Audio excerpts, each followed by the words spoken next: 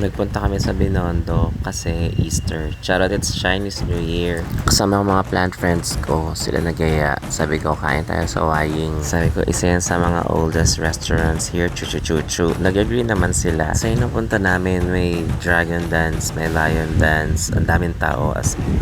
Tapos paikot-ikot lang kami dun sa Ongpin. Sabi ko, kain na kami habang maaga-aga kasi kapag sumabay kami sa lunch, my God, good luck. Sa mga before 11, nakapila na kami and then nakapasok kami. Ayan, mga 11:30 na. So nag-order kami ng beef wonton, ham shock kok, may beef, may chicken, may duck, may bean curd, yung century egg kasi walang century egg siomai. Yung serving nila malaki, so tinikman na lang namin yung isa't isa. Yung food nila masarap pa rin, ganda pa din yung lasa, masarap pa rin yung beef wonton. Mami, tender pa din yung beef, tsaka masarap yung sauce. Blue pa rin yung pintura. Yung chicken, ewan ko dyan. Gusto niya yung scallion sauce sa gilid. Well, match naman kasi talaga dun sa chicken niya.